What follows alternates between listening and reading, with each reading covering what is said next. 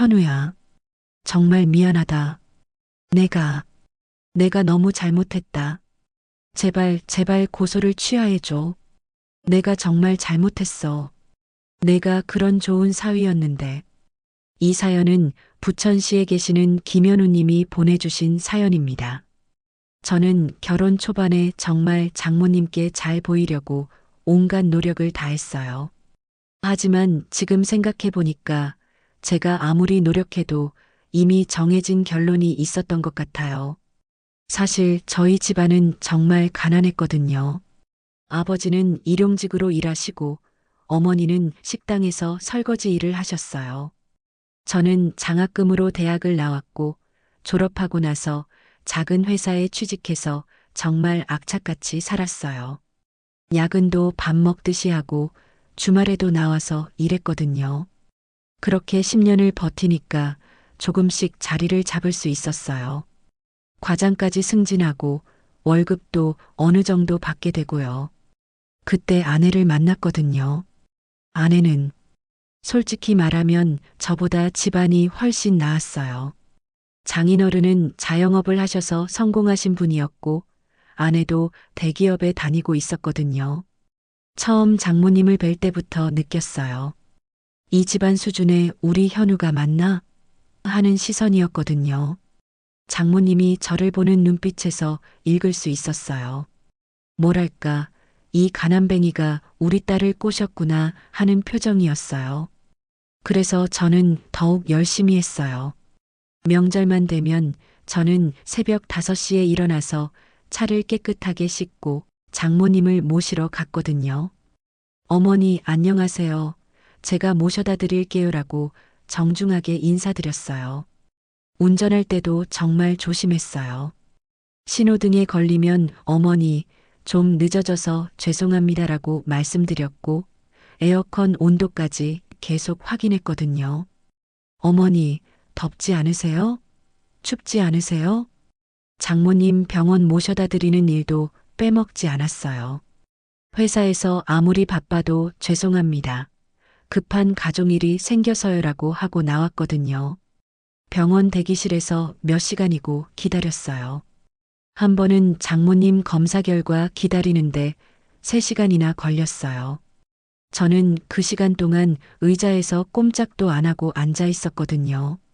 스마트폰으로 업무 메일 확인하면서도 귀는 항상 장모님 이름이 불리는지 듣고 있었어요. 그런데 이상했어요. 제가 아무리 잘해드려도 장모님은 별로 기뻐하지 않으시더라고요. 오히려 뭔가 의심하는 눈빛이었어요. 저는 처음에 이해를 못했거든요. 어느 날 아내한테 물어봤어요. 여보, 내가 어머니께 뭔가 잘못하는 게 있나? 아무리 잘해드려도 좋아하시지 않는 것 같은데? 그때 아내가 좀 곤란한 표정으로 말하더라고요. 여보, 우리 엄마가 좀 걱정이 많으신 분이야. 특히 내가 너무 잘해주니까 뭔가 의도가 있는 건 아닌가 생각하시는 것 같아. 의도가 뭔데? 우리 집 형편이 너희 집보다 좀 나으니까 그런 걸 노리는 건 아닌가 하는 생각을 하시는 것 같아. 그 얘기를 듣고 저는 정말 황당했어요. 저는 그냥 사랑하는 아내의 어머니니까 잘해드리는 건데 그게 다른 목적이 있다고 생각하신다니요. 그때부터 더 이상한 일들이 생기기 시작했어요. 친척 모임에 가면 사람들이 저를 이상하게 보더라고요. 현우 씨는 참 열심히 하시네요 라고 말은 하는데 뭔가 비꼬는 것 같은 느낌이었거든요. 나중에 알고 보니까 장모님이 친척들한테 이런 얘기를 하고 다니셨더라고요. 현우가 너무 잘해주는데 뭔가 수상해. 우리 집안이 좀 사는 편이니까 그걸 노리는 것 같다. 심지어 현우 집안이 워낙 가난해서 우리 딸 잡고 살려고 하는 것 같다는 소리까지 나돌기 시작했어요. 저는 정말 억울했어요. 저는 자수성가한 거였거든요. 물론 집안이 가난했지만 그래서 더 열심히 살았고 지금은 나름대로 안정적인 직장도 다니고 있었어요. 아내한테 재정적으로 의존하는 것도 아니었고요. 하지만 장모님 생각은 달랐나 봐요. 제가 뭘 해도 저놈이 뭔가 꾸미고 있구나라고 생각하시는 것 같았어요. 결정적인 순간이 왔어요. 어느 일요일에 가족들이 다 모여서 집안 행사 얘기를 하고 있었거든요. 저는 조심스럽게 의견을 말했어요. 어머니, 이렇게 하는 것도 좋을 것 같은데요. 요즘에는 다들 이런 식으로 하더라고요. 그런데 갑자기 장모님 얼굴이 확 굳어지시더니 목소리를 높이시는 거예요. 사위가 사돈 집에서 저렇게 군다더라. 그 한마디가 제 가슴을 꽂혔어요. 주변에 있던 가족들도 다 조용해졌고 저는 완전히 얼어붙었거든요. 아무 말도 할 수 없었어요. 나중에 친척 한 분이 조용히 저한테 말씀해 주시더라고요. 현우야, 너 때문에 집안이 시끄러워. 어머니가 내가 돈 때문에 그러는 거라고 생각하고 계셔. 조금 조용히 해라. 그날 저는 깨달았어요. 아, 내가 아무리 잘해도 소용없구나. 이미 나에 대한 선입견이 고정되어 있구나. 그때부터 저는 정말 조용해졌어요. 가족 모임에 가도 그냥 네 하면서 고개만 끄덕였고 장모님이 뭐라고 하셔도 절대 대꾸하지 않았어요. 하지만 마음속으로는 정말 억울했어요. 저는 그냥 열심히 살고 있는 건데 왜 이런 취급을 받아야 하는지 이해할 수 없었거든요. 그렇게 저는 점점 억눌린 사위가 되어갔어요. 저는 그의 결혼 기념일을 정말 특별하게 만들고 싶었어요. 5년째 결혼 기념일이었거든요. 그동안 처가 눈치를 보느라 제대로 된 기념일을 보내지 못했다는 생각이 들어서 이번만큼은 정말 제대로 해보자고 마음먹었어요. 저는 한 달 전부터 계획을 세웠거든요. 아내가 좋아하는 이탈리안 레스토랑을 예약하려고 했는데 장모님께서 집에서 해라, 밖에서 먹으면 돈만 나간다라고 하시더라고요. 사실 그때도 뭔가 이상했어요. 제 돈으로 하는 건데 왜 그런 말씀을 하시는지. 그래서 저는 집에서 특별한 저녁을 준비하기로 했어요. 주말에 백화점 식품관에 갔거든요. 평소 절대 안 가는 곳이었는데 그날만큼은 정말 좋은 걸로 사고 싶었어요. 스테이크도 비싼 걸로 사고 와인도 골랐어요. 케이크도 미리 주문했고요. 결혼기념일 당일에 저는 회사에서 일찍 나왔어요. 집에 와서 이 시간 동안 정성스럽게 요리했어요. 유튜브 보면서 스테이크 굽는 법도 배우고 테이블 세팅도 예쁘게 했거든요. 양초도 켜고 꽃도 놓고요. 아내가 퇴근해서 들어왔을 때와 여보, 이게 뭐야? 하면서 정말 좋아하더라고요. 저는 그때 정말 뿌듯했어요. 이런 게 행복이구나 싶었거든요. 그런데 저녁 먹을 시간이 되니까 장모님이 오신 거예요. 아내가 엄마도 같이 드실래요? 라고 했는데 사실 저는 속으로 좀 아쉬웠어요. 하지만 어머니, 어서 오세요. 같이 드세요라고 했죠. 처음에는 괜찮았어요. 장모님도 현우가 요리를 잘하네라고 하시면서 드시더라고요. 저는 다행이다 싶었어요. 그런데 케이크를 자르려고 하는 순간이었어요. 아내와 저는 함께 칼을 잡고자 하나 둘 셋 하려고 했는데 갑자기 장모님이 숟가락을 탁 하고 테이블에 내려놓으시는 거예요. 소리가 정말 크게 났어요. 저와 아내는 깜짝 놀라서 장모님을 봤는데 표정이 완전히 굳어 있더라고요. 그리고 이렇게 말씀하신 거예요. 현우야, 내가 이렇게 거창하게 하는 이유를 내가 다 안다. 저는 무슨 말씀이세요? 라고 했어요. 내가 우리 집안 재산만 노리는 거 다 안다고. 그 순간 저는 정말 귀를 의심했어요. 완전히 황당했거든요. 저는 그동안 장인어른이나 장모님한테 돈 이야기 한 번도 꺼낸 적이 없었어요. 결혼할 때도 저희가 알아서 할게요라고 하면서 도움도 별로 안 받았고요. 어머니, 그건 정말 오해입니다. 저는 그런 생각을 해본 적이 없어요. 저는 정말 억울했거든요. 목소리가 떨렸어요. 오해? 김 씨가 그러더라. 내가 우리 딸한테서 용돈도 받아 쓰고 우리 집 재산 얘기도 자주 한다고. 김 씨는 아내 친구 어머니였어요. 그분이 언제 그런 말을 했는지 전혀 모르겠더라고요. 저는 아내한테 용돈을 받은 적도 없고 집안 재산 얘기는 더더욱 한 적이 없었거든요. 어머니, 그건 정말 사실이 아니에요. 누가 그런 말을 하셨는지 모르겠지만 그때 장모님이 벌떡 일어나시더니 저한테 다가오시는 거예요. 저는 뭔가 불길한 예감이 들었어요. 야, 이 가난뱅이가 내가 우리 딸 꼬드겨서 우리 집안 재산 다 빼먹으려고 하는 거 뻔히 보여. 그리고 짝!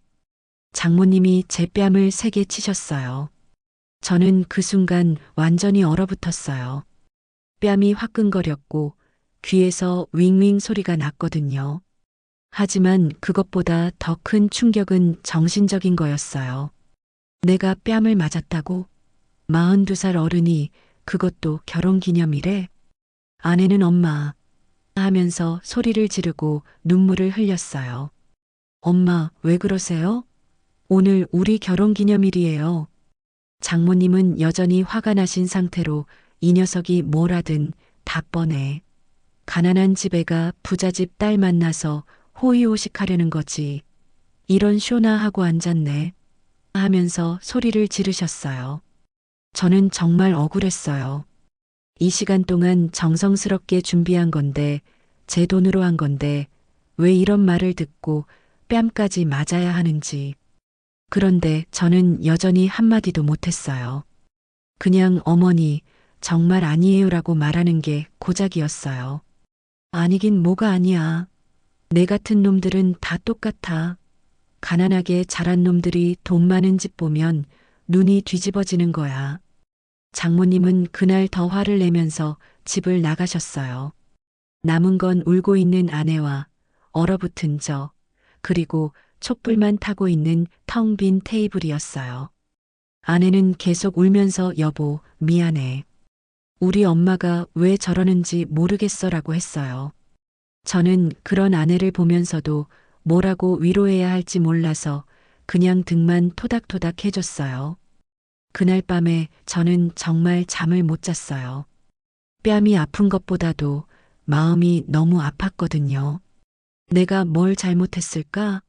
정말 내가 재산을 노리는 것처럼 보였을까? 그런데 점점 화가 나기 시작했어요. 아니다. 나는 아무 잘못이 없어. 왜 내가 이런 취급을 받아야 하지? 그렇게 저는 그날을 평생 잊을 수 없는 날로 기억하게 되었어요. 뺨을 맞은 치욕의 날이자 동시에 뭔가 달라져야겠다고 결심한 날이었거든요. 그날 밤에 저는 정말 많은 생각을 했어요. 뺨을 맞은 충격도 컸지만 그것보다 더 큰 건 깨달음이었거든요. 아, 이렇게 계속 당하고만 있으면 안 되겠구나. 이제는 뭔가 해야겠다. 저는 그 다음 날부터 완전히 달라졌어요. 더 이상 참지 않기로 결심했거든요. 하지만 무작정 맞서는 건 아니었어요. 저는 회사에서 과장 일을 하면서 배운 게 있었거든요. 뭔가 문제가 생기면 감정적으로 대응하지 말고 체계적으로 접근해야 한다는 것이요. 그래서 저는 하나의 계획을 세웠어요. 증거를 모으자. 나중에 정말 필요할 때 쓸 수 있도록. 첫 번째로 저는 스마트폰 녹음 앱을 다운받았어요. 처음에는 정말 어색했거든요. 내가 장모님을 녹음한다고? 이런 생각이 들면서 죄책감도 들었어요. 하지만 뺨 맞은 그 순간을 생각하니까 아니다. 이건 나를 지키기 위한 거야 라고 마음을 다잡았어요. 며칠 후에 결정적인 순간이 왔어요. 장모님이 갑자기 화를 내시면서 말씀하시는 거예요. 야, 이 XX야. 내가 가난한 주제에 우리 딸 꼬드겨서 부모 등쳐먹게 만들었지? 김 씨가 그러더라. 내가 우리 딸한테 돈 달라고 조른다고. 너 같은 거지 새끼는 쫓아내야 한다니까. 정말 심한 욕설이었어요. 거지 새끼라니. 저는 그때도 어머니, 제발 그런 말씀 마세요. 그건 사실이 아니에요라고 했지만 장모님은 계속 소리를 지르셨거든요. 사실이 아니긴. 가난한 집 애들은 다 똑같아. 돈 냄새만 맡으면 눈이 뒤집어져. 우리 딸이 대기업 다니면서 번 돈 생각해봐. 내가 평생 벌어도 못 따라가는 돈이야. 그런데 저는 그 모든 걸 녹음하고 있었어요. 손이 덜덜 떨렸지만 녹음 버튼만큼은 확실히 눌러놨거든요. 나중에 들어보니까 15분짜리 녹음이 되어 있더라고요. 두 번째로는 CCTV였어요. 우리 아파트 단지에는 곳곳에 CCTV가 있었거든요. 특히 우리 집 앞 복도에도 있었어요. 어느 날 장모님이 또 화를 내시면서 저를 집 밖으로 쫓아내신 적이 있었어요. 나가, 당장 나가라고. 가난뱅이 주제에 우리 집에 발도 들여놓지 마. 내가 있으니까 우리 딸이 버릇 없어져. 저는 그때 정말 당황했어요. 밤 10시였거든요. 어디로 가야 할지도 모르겠고 아내는 울고 있었고요. 장모님이 문을 쾅 닫으시면서 내가 우리 딸 망치기 전에 꺼져 라고 소리치셨어요. 저는 복도 계단에 앉아 있었어요. 1시간 정도 있다가 아내가 몰래 나와서 여보 들어와. 엄마 주무셔라고 해서 들어갔거든요. 그리고 저는 그 다음날 관리사무소에 갔어요. 죄송한데요. 어젯밤 10시경 우리 집 앞 복도 CCTV 영상을 볼 수 있을까요? 관리소장님이 무슨 일이세요? 라고 물어보셨어요. 저는 가족 간에 좀 문제가 있어서 나중에 필요할 수도 있을 것 같아서요라고 했거든요.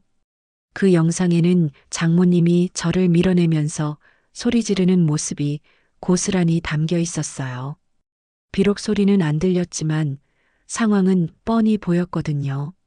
저는 그 영상을 USB에 복사해 달라고 요청했어요. 세 번째로는 증언서를 준비했어요. 이게 제일 어려웠거든요. 하지만 추석 때 친척 모임에서 기회가 왔어요. 장모님이 친척들 앞에서 저에 대한 얘기를 꺼내시더라고요. 현우는 정말 문제야. 가난한 집 애가 우리 딸 혼자 벌어온 돈으로 살면서 집안 재산까지 노리고 있어. 김 씨가 그러는데 현우가 우리 딸한테 부모님 재산이 얼마나 되느냐고 물어본다는 거야. 저는 그 말을 듣고 정말 기가 막혔어요. 제가 언제 그런 말을 했나요? 김 씨는 대체 왜 그런 거짓말을 하는 건지. 친척분들도 처음에는 에이, 그럴 리가요라고 하셨는데 장모님이 계속 얘기하시니까 점점 저를 이상하게 보기 시작했어요. 아, 그런 일이 있었구나. 현우 씨가 그런 사람이었어? 저는 그날 집에 와서 일어난 일들을 시간 순으로 정리했어요. 누가 뭐라고 했는지, 어떤 반응을 보였는지 다 적었거든요. 그리고 저는 아내 몰래 작은 노트를 하나 샀어요. 거기에 장모님이 문제를 일으킨 날짜, 시간, 내용을 다 기록했어요. 2023년 10월 15일 오후 7시 결혼기념일. 저녁 식사 중 뺨을 맞은 가난뱅이가 재산 노린다고 욕설.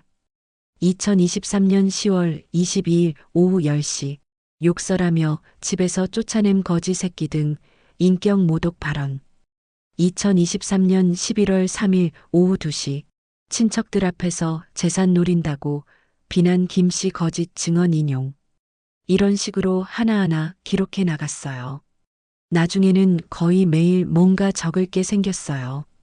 장모님이 오시는 날이면 항상 저에 대한 불만이 터져 나왔거든요. 내가 가난한 집애라서 돈에 대한 욕심이 많은 거야. 우리 딸이 너 때문에 고생한다. 내가 못 사는 집안 출신이라서 우리 딸까지 무시당해.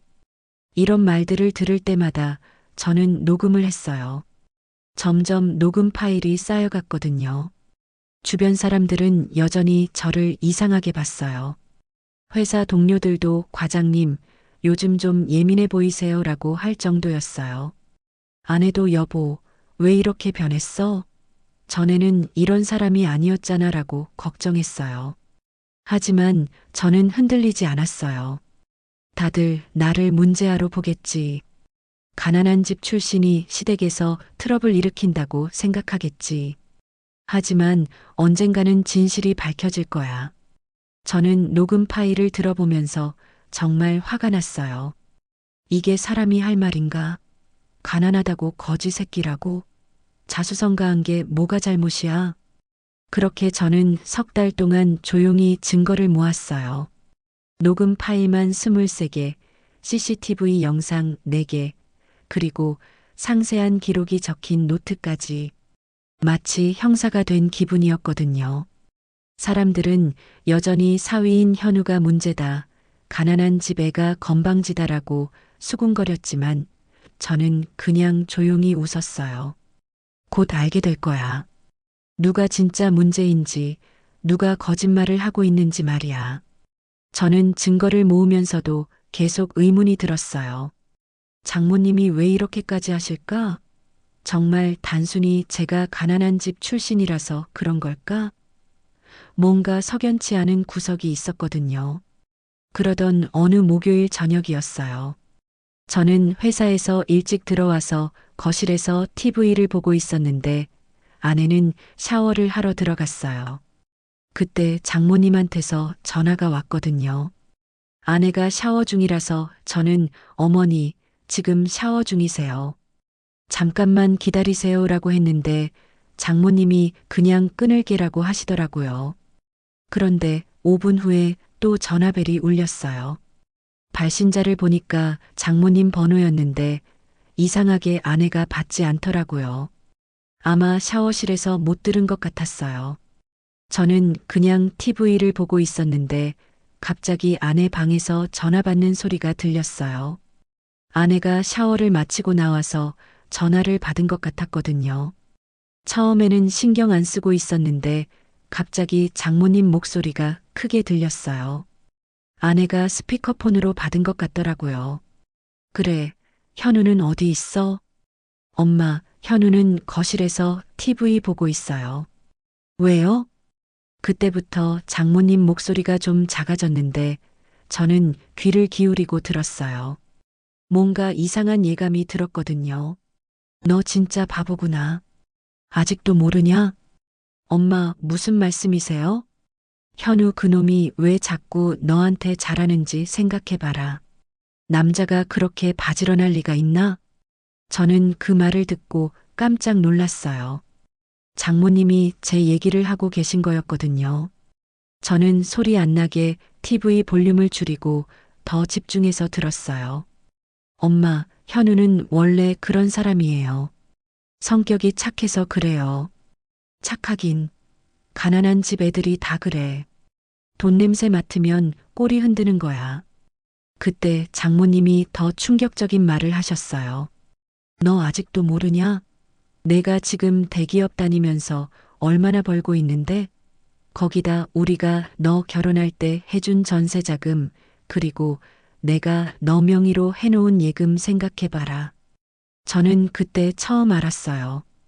아내 명의로 되어 있는 예금이 있다는 것을요. 저는 지금까지 그런 거 전혀 몰랐거든요. 엄마, 그건 원래 제 거 아니에요? 제가 번 돈이잖아요. 바보야.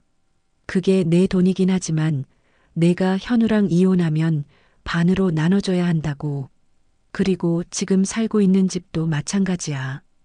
저는 그 순간 머리가 띵했어요. 장모님이 무슨 말씀을 하시는 건지 이해가 안 됐거든요. 그런데 엄마, 저는 이혼할 생각 없어요. 현우랑 잘 살고 있는데. 그때 장모님이 완전히 본심을 드러내셨어요. 그러니까 문제라는 거야. 저 사위만 쫓아내면 우리 딸 집이랑 예금은 다 내 손 안에 들어와. 그 순간 저는 온몸이 떨렸어요. 정말 충격적이었거든요. 장모님이 저를 싫어하는 이유가 단순히 제가 가난한 집 출신이어서가 아니라 아내의 재산 때문이었다는 걸 깨달았어요. 엄마, 그건 좀. 뭐가 좀? 현우 그놈이 있으면 내 재산 다 빼앗긴다고. 가난한 집 애가 부잣집 딸 만나면 어떻게 하는지 내가 다 봐왔어. 장모님은 계속 말씀하셨어요. 그래서 내가 현우를 계속 구박하는 거야. 저놈이 견디다 못해서 이혼하자고 하거나 아니면 내가 지쳐서 이혼하게 만들려고. 저는 정말 기가 막혔어요. 그동안 제가 당한 모든 일들이 계획된 것이었다는 걸 알게 됐거든요. 내가 이혼하면 집도 예금도 다 내 명이니까 현우는 아무것도 가져갈 수 없어. 그리고 나중에 내가 재혼하든 뭘 하든 그건 우리가 관리하면 되는 거고. 아내는 그때까지도 엄마 저는 현우가 좋아요라고 말씀하고 있었지만 장모님은 계속 설득하고 계셨어요. 좋긴 뭐가 좋아. 저놈 때문에 내가 얼마나 고생하는데. 내가 보기에 현우는 분명히 나중에 내 재산 노릴 거야. 저는 그 모든 대화를 듣고 있으면서 정말 분노가 치밀어 올랐어요. 그런데 동시에 이상하게 후련하기도 했어요. 아, 이제야 진짜 이유를 알겠구나. 그때 저는 재빨리 스마트폰을 꺼내서 녹음을 시작했어요.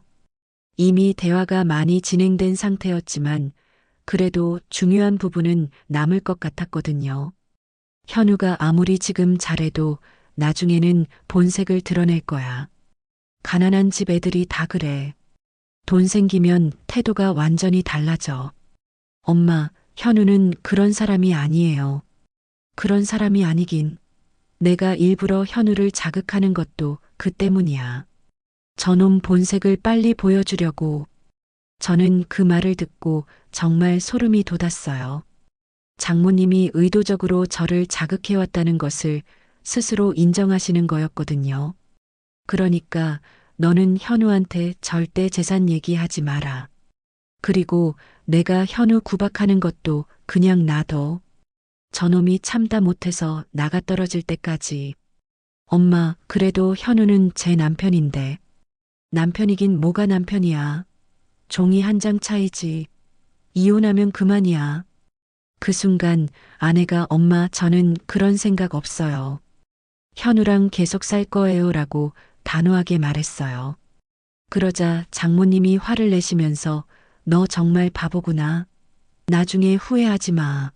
라고 하시고는 전화를 끊으셨어요. 저는 그 자리에서 몸이 덜덜 떨렸어요. 분노와 충격 그리고 억울함이 동시에 밀려왔거든요. 그동안 제가 당한 모든 일들이 장모님의 치밀한 계획이었다는 걸 알게 됐으니까요. 아내가 방에서 나와서 여보, 누구 전화였어? 라고 물어봤을 때 저는 그냥 친구 전화였어 라고 대답했어요. 아직은 아내한테 말할 때가 아니라고 생각했거든요. 그날 밤에 저는 녹음을 다시 들어봤어요. 비록 일부분만 녹음됐지만 결정적인 부분은 다 들어있었어요. 저 사위만 쫓아내면 우리 딸 집이랑 예금은 다 내 손안에 들어와. 이 한마디가 모든 걸 증명했어요. 장모님의 진짜 목적이 뭔지 말이에요. 저는 그때 확신했어요. 이제 싸울 준비가 됐다. 더 이상 당하고만 있지 않겠다. 오막 법정에서의 반전. 결국 상황은 법정까지 가게 됐어요. 장모님의 괴롭힘이 더 심해졌거든요. 제가 진실을 알게 됐다는 걸 눈치채신 것 같았어요. 그래서 더욱 노골적으로 저를 괴롭히기 시작했거든요. 심지어 아내한테 현우랑 이혼하지 않으면 너랑도 연을 끊겠다고 하시면서 협박까지 하셨어요.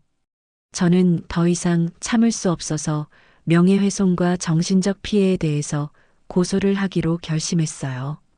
변호사 선임부터 쉽지 않았어요. 처음에 만난 변호사는 가족 간의 문제인데 굳이 법정까지 갈 필요가 있나요? 그냥 참고 사시조라고 하더라고요. 두 번째 변호사는 이길 확률이 낮을 것 같은데요.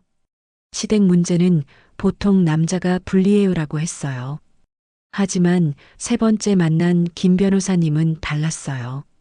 제가 모아놓은 증거들을 보시더니 이거 충분히 이길 수 있습니다. 특히 이 녹음 파일은 결정적이에요라고 하시더라고요. 재판 준비하는 동안이 정말 힘들었어요. 주변에서는 모두 저를 이상하게 봤거든요. 사위가 장모를 고소한다고? 그게 말이 돼? 이런 반응들이었어요. 회사 동료들도 과장님, 가족 문제로 법정 가는 건 좀 이라고 걱정 반, 비난 반의 시선으로 봤어요. 심지어 제 친구들도 현우야, 그냥 참고 살아라. 시댁이랑 싸워서 좋을 게 뭐 있어? 라고 말렸거든요. 하지만 저는 포기하지 않았어요. 아내만은 제 편에 서줬어요. 처음에는 여보, 꼭 이렇게까지 해야 해? 라고 망설였지만 제가 녹음해둔 장모님의 전화 통화를 들려준 후에는 완전히 제 편이 됐거든요. 여보, 미안해. 우리 엄마가 그런 생각을 하고 있는 줄 몰랐어. 끝까지 싸워줘. 드디어 재판 날이 왔어요. 법정에 들어서는데 정말 떨리더라고요. 장모님은 변호사 2명을 대동하고 오셨어요. 그리고 친척들도 몇 분 와 계셨는데 다들 저를 보는 시선이 곱지 않았어요. 재판이 시작되고 장모님 측에서 먼저 주장을 했어요. 현우 씨가 저희 딸을 괴롭히고 집안 재산에 대해 계속 물어보고 했습니다. 제가 딸을 보호하려다 보니 감정이 격해져서 실수를 한 것입니다. 사위가 우리 딸을 괴롭히고 있어서 제가 못 살겠어서 손을 댄 겁니다. 장모님은 법정에서도 거짓말을 하고 계셨어요. 마치 제가 가해자이고 장모님이 피해자인 것처럼 말이에요. 현우 씨는 결혼 초부터 저희 딸한테 의존해서 살았습니다. 그리고 계속 집안 재산이 얼마인지 물어보고 나중에 상속받을 게 있는지 캐묻고 했습니다. 저는 그 말을 듣고 정말 화가 났어요. 완전히 사실과 반대였거든요. 장모님 변호사도 현우 씨가 먼저 도발했고 저희 의뢰인은 어쩔 수 없이 방어적으로 행동한 것입니다라고 주장했어요. 그리고 김 씨까지 증인으로 나와서 현우 씨가 실제로 재산 얘기를 자주 했다고 거짓 증언을 했어요. 저는 그분을 평생 몇 번 못 봤는데 마치 저랑 자주 대화한 것처럼 말하더라고요. 법정 분위기가 장모님에게 유리하게 흘러가는 것 같았어요. 판사님도 가족 간의 문제인데 굳이 법정까지 올 필요가 있었나 싶습니다라고 말씀하시더라고요. 저는 그때 정말 절망적이었어요. 역시 안 되는구나. 모든 사람들이 장모님 편인가? 그런데 드디어 제 차례가 왔어요. 김 변호사님이 일어나서 재판장님, 저희가 준비한 증거를 제출하겠습니다라고 하셨어요. 첫 번째로 CCTV 영상을 보여주셨어요. 장모님이 저를 집에서 쫓아내는 장면이 나왔거든요. 비록 소리는 안 들렸지만 장모님이 저를 밀치고 소리 지르는 모습은 선명했어요.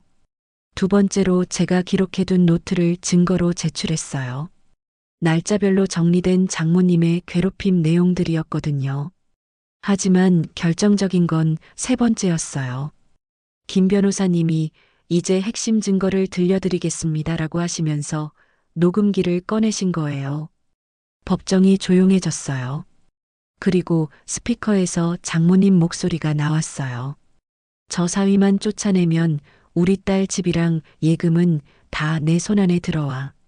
그 순간 법정이 술렁거렸어요. 장모님 얼굴이 새하얗게 변했고 친척들도 당황하는 표정이었어요. 녹음은 계속 이어졌어요. 그래서 내가 현우를 계속 구박하는 거야.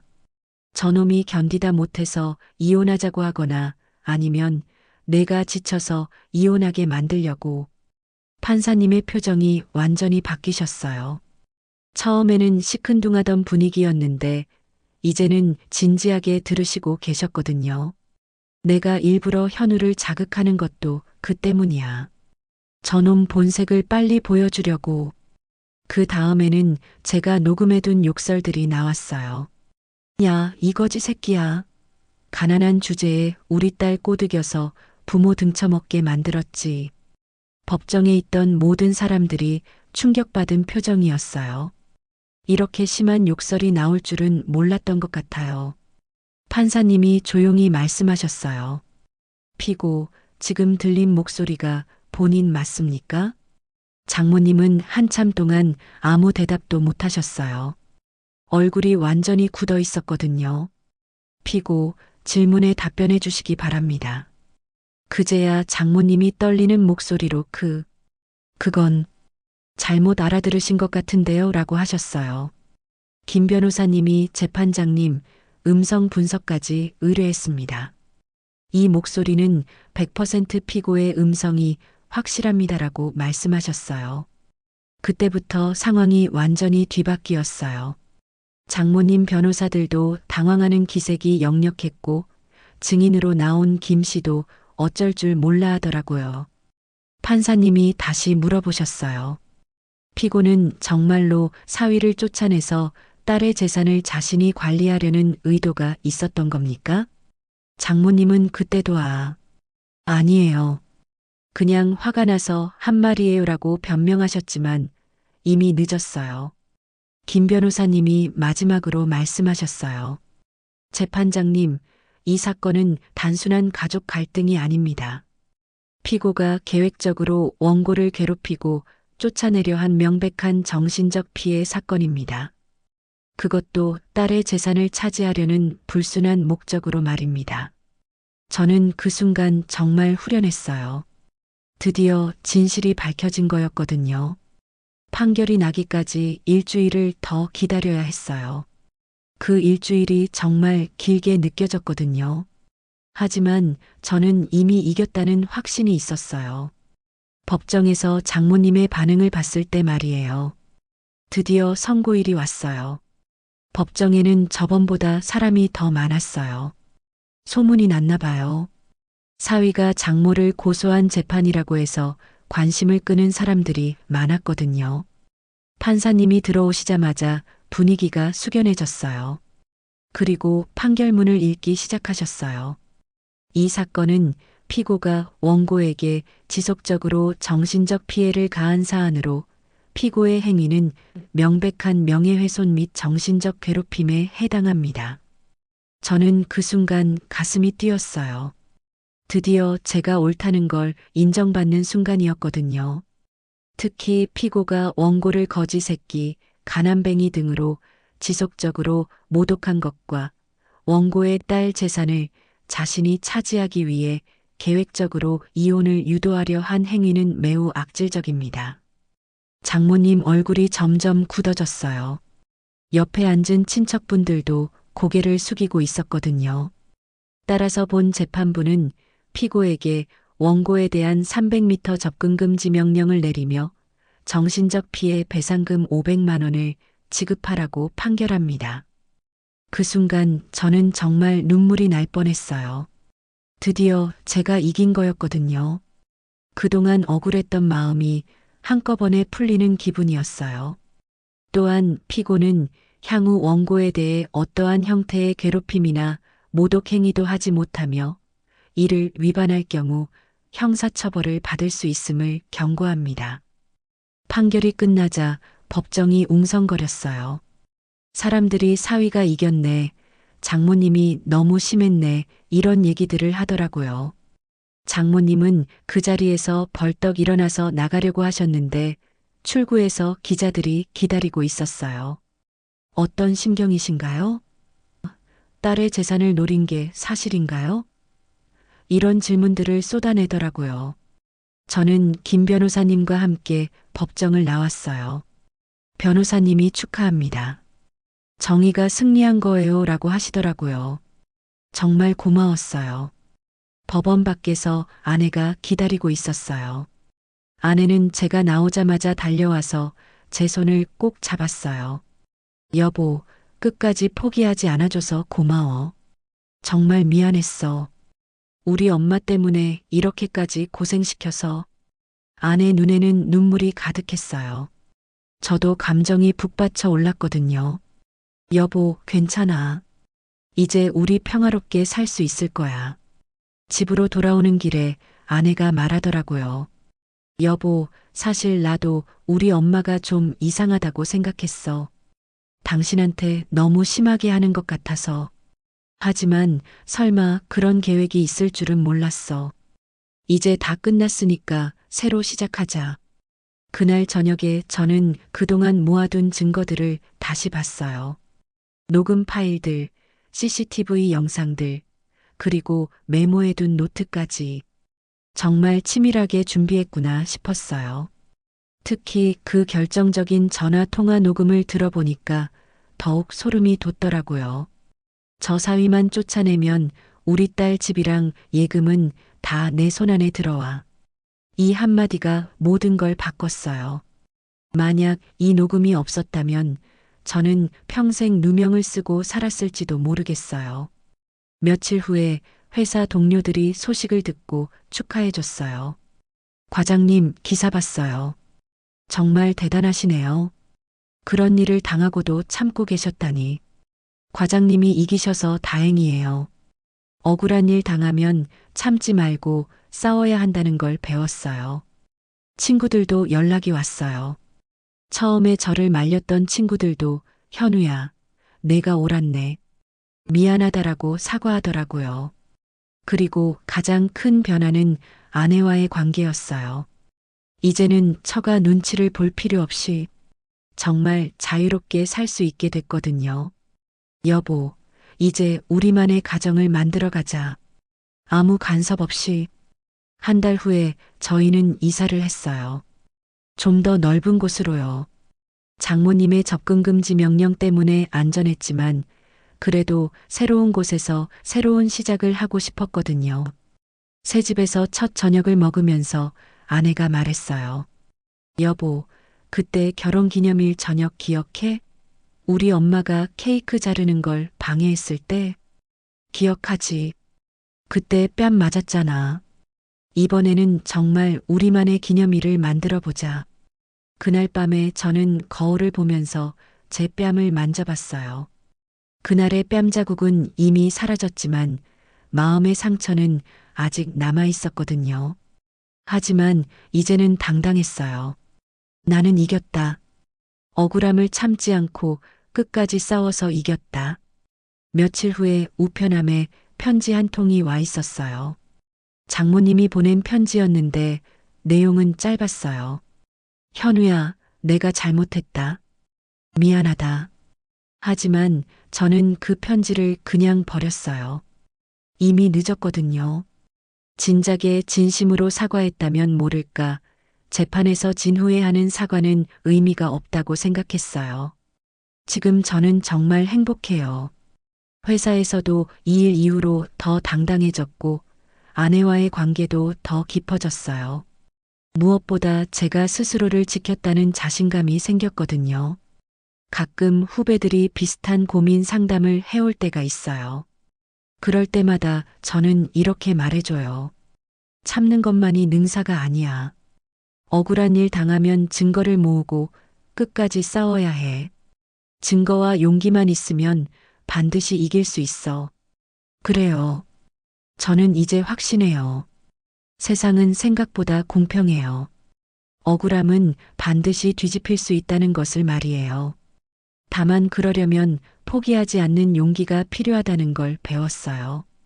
지금도 가끔 그때 일을 생각하면 가슴이 뛰어요. 하지만 후회는 없어요. 오히려 그 일을 통해서 더 강한 사람이 됐다고 생각하거든요. 여러분도 억울한 일 당하면 참지 마세요. 증거를 모으고 용기를 내서 싸우세요. 증거와 용기만 있으면 억울함은 반드시 뒤집힌다는 것을요. 지금까지 제 이야기를 들어주셔서 감사합니다.